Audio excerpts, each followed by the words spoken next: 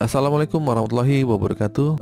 Gimana teman-teman kabarnya? Sehat selalu ya untuk kita semua. Di sini saya akan bahas gimana sih bang, katanya ada rekening nasabah yang gagal bayar pinjol karena auto debit. Ya, mungkin ini bukan katanya, tapi juga ada ancaman DC yang mengatakan seperti itu.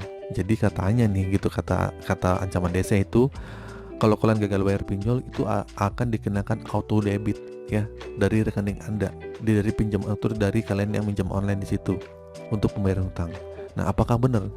Jadi begini teman-teman ya, resiko gagal bayar atau telat bayar di aplikasi pinjam online banyak banget ya, karena kalian akan diancam begini begitu gitu, dan ditakut-takuti karena pada dasarnya kan kalian melakukan suatu kesalahan ya, tidak menepati suatu perjanjian yang ditetapkan. Jadi banyak orang yang bertanya-tanya tentang apakah bang rekening tabungan bisa diauto debit atau dipotong otomatis ketika terjadi keterlambatan atau gagal bayar di pinjol. Nah, jadi begini, sebenarnya untuk melakukan auto debit itu nggak semudah yang dibayangkan ya. Berita itu hoax dan ancaman itu juga hoax ya. Prosesnya panjang dan harus melengkapi beberapa dokumen seperti surat perjanjian dan sebagainya gitu kan. Nah, jadi pinjol itu nggak semata-merta bisa mengautodebit rekening kita, nggak bisa itu. Nah, ketika kita mengajukan pinjaman, tidak semerta-merta rekening tabungan kita itu bisa diautodebit sama pihak pinjol, walaupun di awal-awal kita menyerahkan nomor rekening kita, ya kan? Nah, dalam kasus tertentu, misalnya kita memiliki gajian nih yang masuk ke rekening bank yang sama dengan pinjaman online yang kita ajukan, maka kita bisa melakukan auto debit, ya nggak? Namun hal ini harus disetujui dengan terlebih dahulu. Nggak sembarang bisa melakukan auto debit karena ada perjanjian di atas meteranya, kita mesti tanda tangan, gimana melalui persetujuan dan peraturan-peraturan. Jadi nggak semudah itu ya. Terus kita ini bisa memilih untuk membayar secara manual atau melalui debit otomatis. Jadi begitu ya. Jadi kalau kita melalui auto debit itu harus ada perjanjian kita dulu.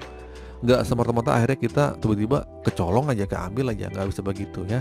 Jadi kita itu bisa meminjam uang di bank A untuk memiliki rekening bank di A, tetapi kita itu nggak bisa membayar cicilan. Uang kita itu nggak akan otomatis ditarik ke rekening kita tanpa persetujuan kita. Oke, itu intinya.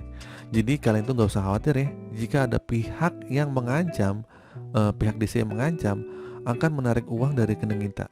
Nah, itu hanya upaya untuk menakut-nakuti kita agar kita memprioritaskan pembayaran pinjaman mereka. Ya, intinya kalian itu jangan terpancing oleh ancaman tersebut. Jika kita memiliki masalah, kita harus menghubungi pihak pinjol lah untuk mencari solusinya. Oke, jika terjadi hal yang tidak seharusnya, kita itu bisa melaporkan ke OJK atau melaporkan konfirmasi ke bank langsung. Ya, intinya begitu. Ingat, jangan mudah percaya dengan informasi yang belum terverifikasi kebenarannya. Nah, jadi intinya adalah, kesimpulan video kali ini adalah, jika kalian pinjam uang dari aplikasi pinjaman online atau bank, rekening tabungan kalian tidak akan otomatis didaftarkan untuk auto debit.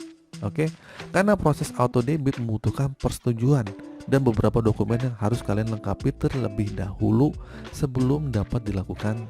Oke, nah jika kalian nggak memberi persetujuan untuk auto debit nih, kalian tuh nggak akan otomatis ditarik ya jika kalian telat bayar atau gagal bayar.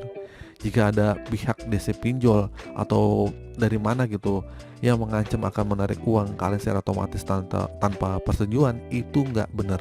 Oke, kalian dapat melaporkan tersebut ke OJK. Jadi kalau kalian ingin minjam uang dari aplikasi pinjam online atau bank, pastikan itu membaca syarat ketentuannya ya. Jadi kalian tuh hati-hati aja. Oke, itu saja teman-teman video kali ini. Semoga menjawab pertanyaan kalian dan informasi ini semoga bermanfaat. Akhir kata, assalamualaikum warahmatullahi wabarakatuh.